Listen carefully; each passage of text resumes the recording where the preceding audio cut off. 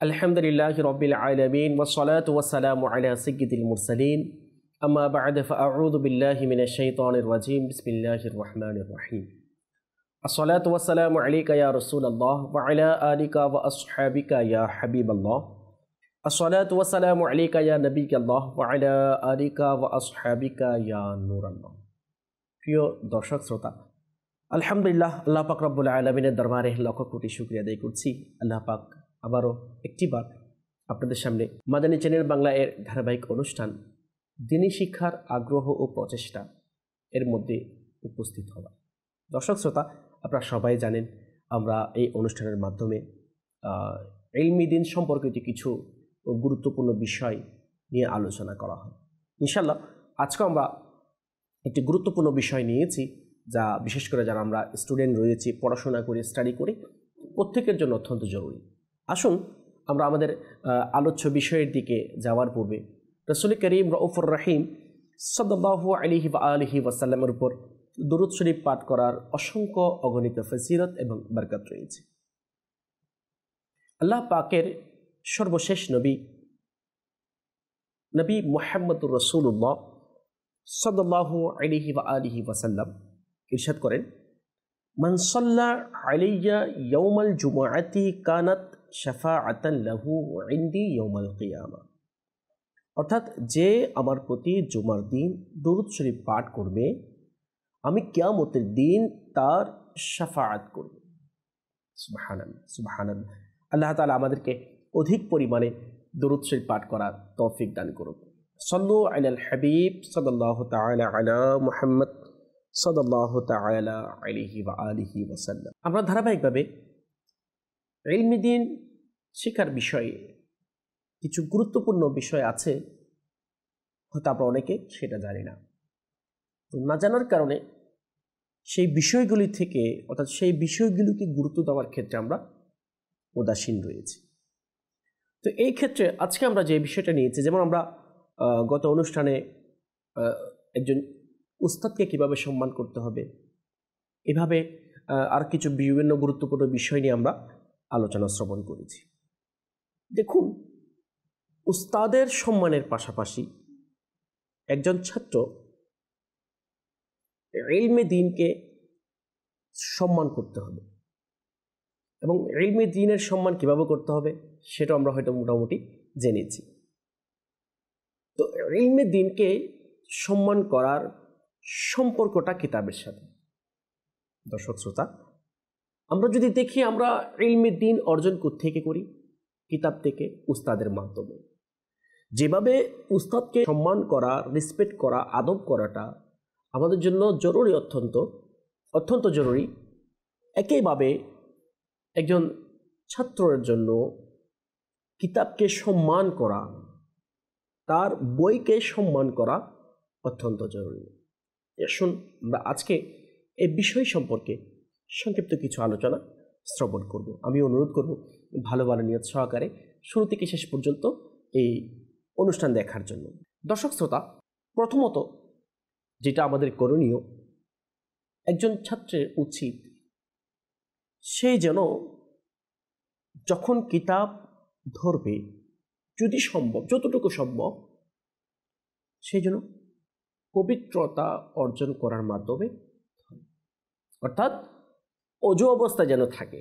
এভাবে যদি আমরা দেখি, আমাদের যারা পূর্ববর্তী বুজুর্গিনে কেরাম, যারা আল্লাহ তাআলার ওলি, যারা আল্লাহ তাআলার নেক বান্দা, এবং যাদের ইলমের চর্চা, যাদের ইলমের লিখনি থেকে আমরা এখনো পর্যন্ত উপকার হাসিল করছি, তো ওনাদের জীবনী থেকে আমরা পাই, যেমন হযরত সাইয়েদনা শেখ শামসুল আইম্মা হালওয়ানি রহমতুল্লাহি তাআলা আলাইহি থেকে একটি ঘটনা নকল করা হয়, একটি প্রবাদ বাক্য নকল করা হয়।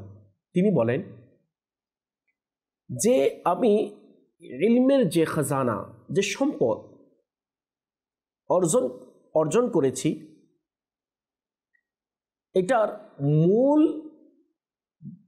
কারণ ছিল, মূল মাধ্যম ছিল তাজিম এবং সম্মান। অর্থাৎ আমি যে ইলমে দ্বীনের কিতাবকে, ইলমে দ্বীনকে সম্মান করার কারণে, রেসপেক্ট করার কারণে, আদব করার কারণে যে ইলমে দ্বীনের যেটা খাজানা, যেটা সম্পদ আমি অর্জন করেছি এটার মাধ্যমে।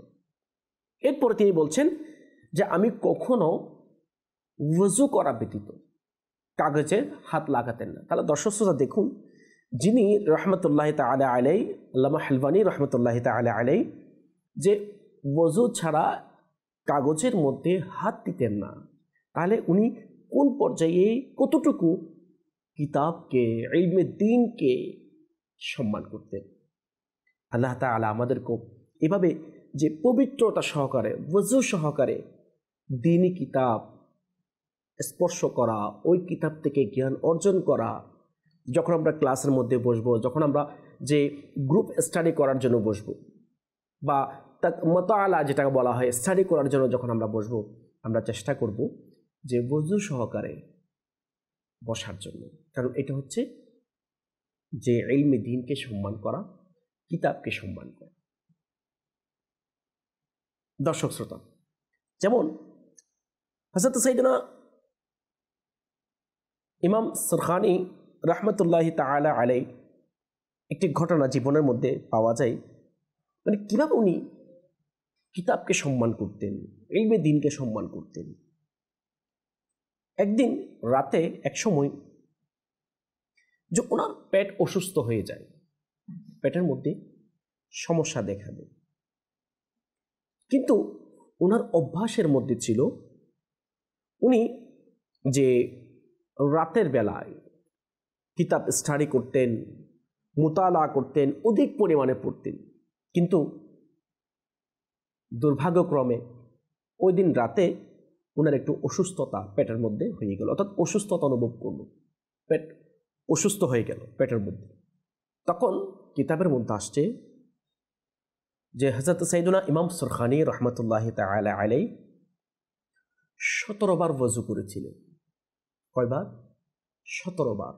অর্থাৎ যে উনি ওযু করা ছাড়া তাকরার করতেন না, উনি ওযু করা ছাড়া, পবিত্রতা অর্জন করা ছাড়া কিতাব পড়ার জন্য বসতেন না।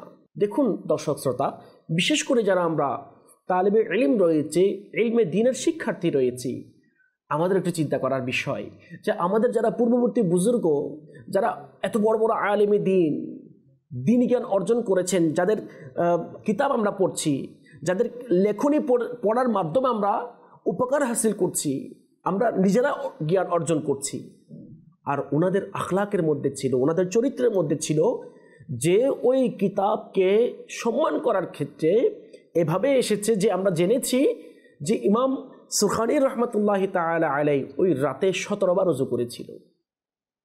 তার মানে এটাই আমরা বুঝিনি যে উনি পবিত্রতা অবস্থায় কি করতেন, কিতাব ধরতেন, কিতাব তাকরার করতেন, স্টাডি করতেন। সেই জন্য দর্শক শ্রোতা আমরা চেষ্টা করি, এবং এটা আমাদের উচিত।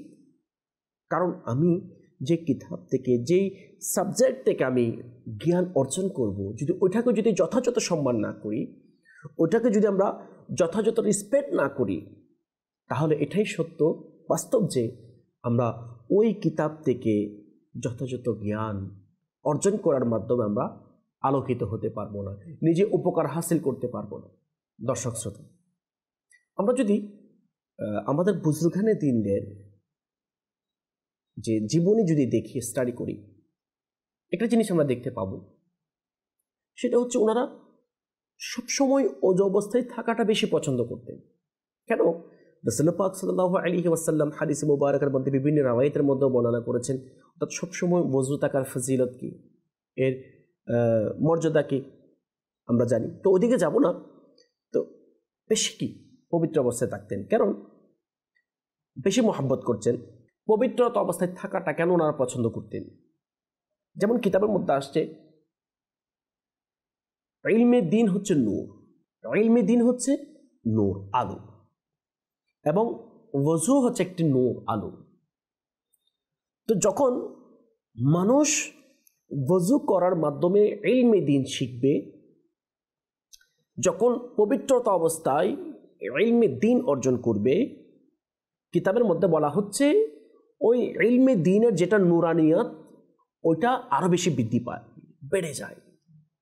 সেই জন্য আমাদের যারা আকাবির রয়েছেন, আমাদের যারা পথ প্রদর্শক রয়েছেন, তারা বেশিরভাগ সময় পবিত্র অবস্থায় থাকতেন, ওযু অবস্থায় থাকতেন এবং ওযু সহকারে কিতাবকে ধরতেন, স্টাডি করতেন।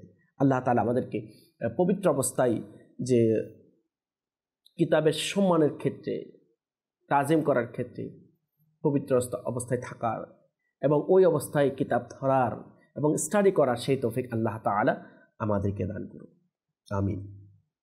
দর্শক শ্রোতা, এখানে অনেক সময় দেখা যায় আমরা যে কিতাবকে সম্মান করতে না জানার কারণে আমরা কিতাবের উপর অনেক সময় বিভিন্ন কলম বলেন বা মোবাইল বলেন বা অন্য কিছু আমরা রেখে দিই।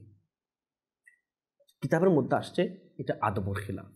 দর্শক শ্রোতা, একটি প্রবাদ বাক্য আছে যে বা আদব বা নাসিব, অর্থাৎ যারা আদবওয়ালা হয়, যারা অন্যজনকে সম্মান করেনেওয়ালা হয়, তারা উপযুক্ত এর প্রতিদান পায়। বা আদব বা নসিব, নসিব ভালো না, নসিব ভালো হয়ে যায়। তো সেই জন্য আমাদের কিতাবকে সম্মান করতে হবে, রেসপেক্ট করতে হবে। আচ্ছা, অনেক সময় যে আমরা কোন কিতাবের উপর কোন কিতাবটি রাখবো সেটা আমরা না জানার কারণে অনেক সময় দেখা যায় যে কোরআন শরীফের উপর অন্য কোনো ছোট কিতাব, ইসলামিক কিতাব আমরা রেখে দিই। আচ্ছা, অনেক সময় দেখা যায় যে কোরআন শরীফ এর কিতাব বা তাফসিরের কিতাব সবার নিচে উপরে হাদিস শরীফ বা ফিকা, নাহু সরফের যে কিতাবগুলি আছে আমরা এগুলি রাখি। তো কিতাবের মধ্যে সুন্দর একটি আমাদের জন্য তারতিব, ধারাবাহিকতা দিয়েছেন যে প্রথমে আমরা কোন কিতাবটা রাখবো। সবার উপরে কিতাবের মধ্যে আসছে যদি আমার কাছে যদি কোরআনে পাক থাকে এবং এর ধারাবাহিকভাবে তারতিব সহকারে আমরা কোন কিতাবের পর কোন কিতাব রাখবো। সর্বপ্রথম আমাদের রাখতে হবে যে কোরআনে পাক। কোরআনে পাক এটা আল্লাহ তাআলার পবিত্র কালাম এবং সর্বত্র, সেই জন্য আমরা সবার উপরে আল্লাহ পাক রব্বুল আলামিনের পবিত্র কালামুল্লাহ শরীফ রাখবো। এরপরে আমরা যে কোরআনে পাক এর যেটা তাফসীর, ব্যাখ্যা গ্রন্থ রয়েছে এগুলি রাখবো। এরপরে আমরা হাদিস শরীফ রাখবো। এরপর হাদিস শরীফের যে ব্যাখ্যাগুলি রয়েছে কিতাব এগুলি রাখবো। এরপরে যে ফিকার মাসালার যে কিতাবগুলি আছে আমরা এগুলি রাখবো। এরপর আপনার যে বাকি সরফের কিতাব রয়েছে, নাহফ কিতাব রয়েছে বা আদবের কিতাব রয়েছে, এই বিষয়গুলো আমরা খেয়াল রাখবো অর্থাৎ রাখবো। কিন্তু সর্বপ্রথম যেটা আমাদের করতে হবে সেটা হচ্ছে যে আমরা পবিত্র কালামুল্লাহ শরীফকে সবার উপরে রাখবো, সব কিতাবের উপরে রাখবো। আল্লাহ তাআলা আমাদেরকে আমল করার এবং স্মরণ রাখার সেই তৌফিক দান করুক, আমিন। দর্শক শ্রোতা, যে কিতাবকে সম্মান করার ক্ষেত্রে আরেকটি বিষয় আমাদের যারা আমরা ছাত্র রয়েছি, যারা আমরা পড়াশোনা করি, তাদের এই বিষয়টা খেয়াল রাখা উচিত, দরকার যে কিতাব থেকে আমরা ইলমে দ্বীন অর্জন করব ওই কিতাবের দিকে যেন আমাদের পা না যায়। দর্শক শ্রোতা, তো আমরা শুনছি কিতাবকে কিভাবে আমাদের সম্মান করতে হবে, আদব করতে হবে, সেটা আমরা শ্রবণ করছি। তাহলে আমাদের অনেক সময় দেখা যায় আমরা যে পাশে কিতাব রেখেছে, যেদিকে কিতাব আছে ওইদিকে আমরা পা দিয়ে দিই, ওইদিকে আমরা যে পা দিয়ে শুয়ে যাই, বসে যাই, পা টেনি। এটা কিন্তু আমাদের উচিত নয়। দেখুন, আমাদের পূর্ববর্তী যারা বুজুর্গ ছিলেন ওনাদের কিতাবের প্রতি সম্মান কেমন ছিল। যেমন একজন আল্লাহর ওলির ব্যাপারে কিতাবের মধ্যে আসছে, উনি কারো ঘরে মেহমান হলেন এবং ওই ঘরে যে ওনাকে যে ঘরের মধ্যে থাকার জন্য, আরাম করার জন্য দেওয়া হয়েছিল, ওই ঘরের মধ্যে আল্লাহ পাক রব্বুল আলামিনের পবিত্র কালামুল্লাহ শরীফ ছিল। তো দেখুন যে ওই আল্লাহর ওলি সারা রাত ঘুমাননি, যে ওনার ঘরের মধ্যে আল্লাহ তাআলা পবিত্র কালামুল্লাহ শরীফ ছিল, তো ওনার ওই কালামুল্লাহ শরীফে আদব করার জন্য উনি সারা রাত ঘুমাননি। এটা অনেক লম্বা ঘটনা, ওদিকে যাবো না, জাস্ট এটা বোঝার জন্য বলছি যে কিভাবে আমাদের যারা আল্লাহর ওলিগণ ছিলেন, আল্লাহ তাআলার নেকবান্দা যারা আছেন, তারা কিভাবে আল্লাহ তাআলার পবিত্র কালামুল্লাহ শরীফ কিতাবকে সম্মান করতেন, আদব করতেন। আসুন হযরত সাইয়্যিদুনা ইমাম বুরহানুদ্দিন রহমাতুল্লাহি তাআলা আলাইহি, তিনি রহমাতুল্লাহি আলাইহি ওনার উস্তাদদের কাছ থেকে একটি ছোট ঘটনা কি করেছেন, বর্ণনা করেছেন। তিনি বর্ণনা করেন একজন ফকি ছিলেন। ফকি মানে আমরা জানি যারা মুফতি, যারা ফতোয়া দেয়। তো ওই ফকির আদত অভ্যাসের মধ্যে ছিল যে দোয়াত কিতাবের উপর রেখে দিতেন। দোয়াত কি করতেন? কিতাবের উপর রেখে দিতেন। তখন ওনার উস্তাদ ওনাকে ফার্সি ভাষায় একটি ওয়ার্ড শব্দ বললেন, মানে একটি কথা বললেন। কথাটার অর্থটা হচ্ছে এইভাবে যে তুমি ইলমে দ্বীন থেকে ফায়দা অর্জন করতে পারবে না। দেখুন, উনি একজন মুফতি, ফকি, আর ওনার উস্তাদ, ওনার শেখ ওনাকে বলছেন যে তুমি যে ইলমে দ্বীনের যেটা ফায়দা, উপকার, সেটা অর্জন করতে পারবে না। কেন? কারণ ওনার অভ্যাসের মধ্যে ছিল, ওনার বিহেভিয়ারের মধ্যে ছিল যে দাওয়াতকে কিসের মধ্যে রাখতেন? কিতাবের উপর রাখতেন। ওই কারণে যে এটা আদবের খেলাফ। হ্যাঁ, যদি প্রয়োজন ক্ষেত্রে যদি কোনো কারণ ছাড়া বা শরীয়তের কোনো কারণ ছাড়া রাখাটা, সেটা অনুমতি নেই, এটা আদবের খেলাফ। হ্যাঁ, যদি প্রয়োজন হচ্ছে তখন আপনি রাখেন, তবে না রাখাটাই হচ্ছে উত্তম।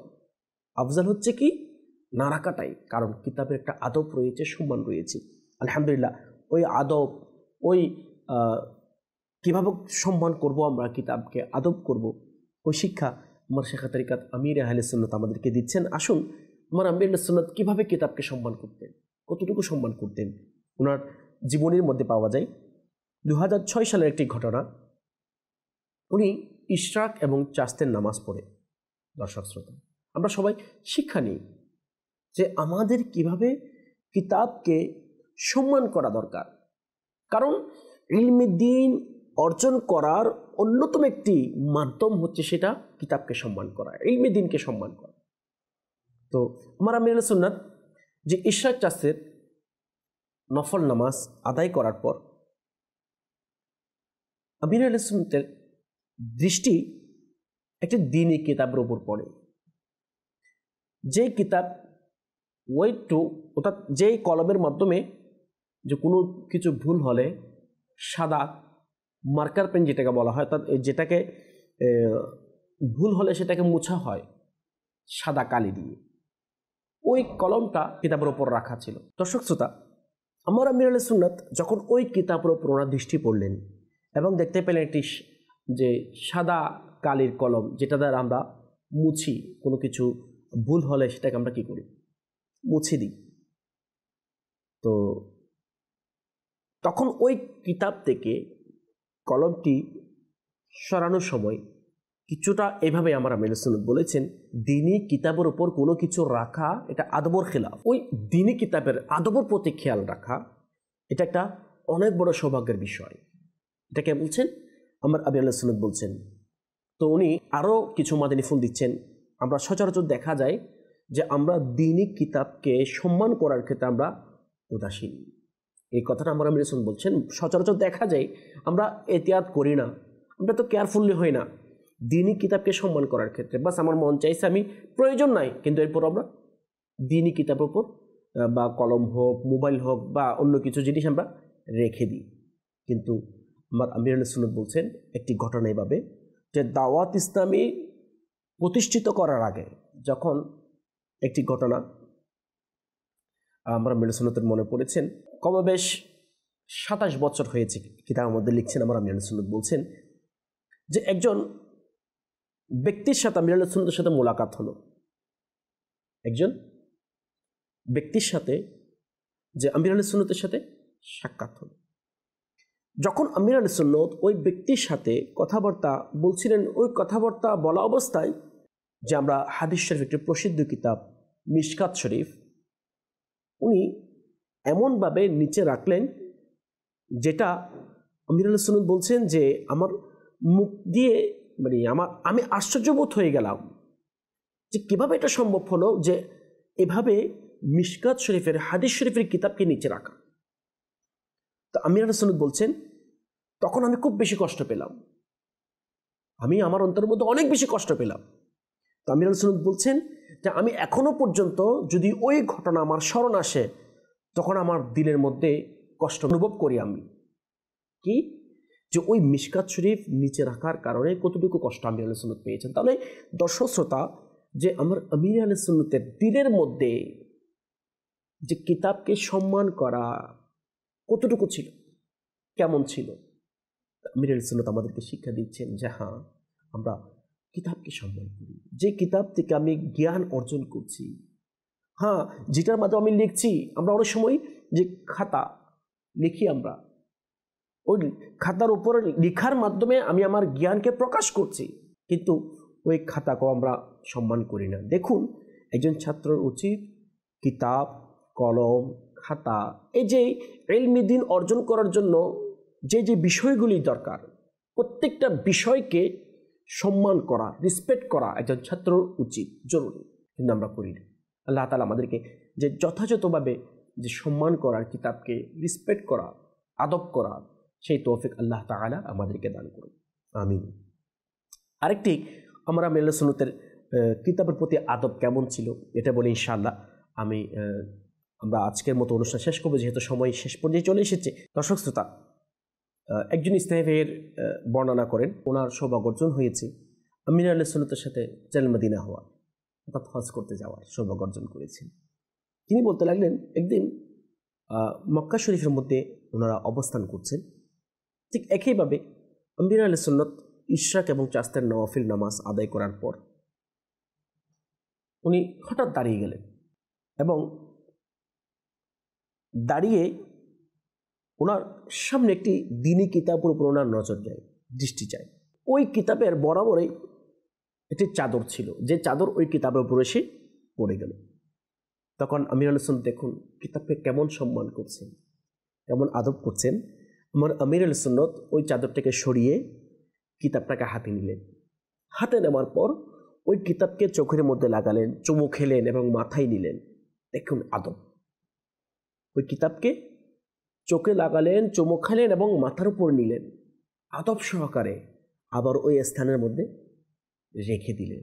দর্শক শ্রোতা, তাহলে যে আল্লাহর ওয়ালিদের, আল্লাহ তাআলার নেক বান্দাদের জীবনী থেকে আমরা পাই যে ওনারা যাই কিছু আল্লাহ তাআলার দয়া পেয়েছেন, যে সম্মান করার কারণে পেয়েছেন, আদব করার কারণে পেয়েছেন। সেই জন্য আমাদের উচিত এই সংক্ষিপ্ত আলোচনার মধ্যে যে আমরা যতটুকু শুনেছি, যদি আমরা আমল করতে পারি, ইনশাআল্লাহ আমাদের জন্য যথেষ্ট হবে। তো সেই জন্য কিতাবের প্রতি আমাদের খুব কিতাবকে সম্মান করার ক্ষেত্রে খুব খেয়াল রাখা উচিত। তো অনেক সময় বেশিরভাগ ক্ষেত্রে আমরা কিতাবের প্রতি সম্মান রাখি না, করি না। আল্লাহ তাআলা আমাদেরকে শুধু কিতাব করে ইলমে দ্বীন অর্জন করার ক্ষেত্রে সব কিছুকে সম্মান করার, আদব করার সেই তৌফিক আল্লাহ তাআলা আমাদেরকে দান করুন, আমিন। দর্শক শ্রোতা, পরবর্তী অনুষ্ঠান দেখার আহ্বান জানিয়ে আজকের মতো এখানেই শেষ করছি। সাল্লু আলাল হাবিব সাল্লাল্লাহু তাআলা আলা মুহাম্মদ সাল্লাল্লাহু তাআলা আলাইহি ওয়া আলিহি ওয়া সাল্লাম।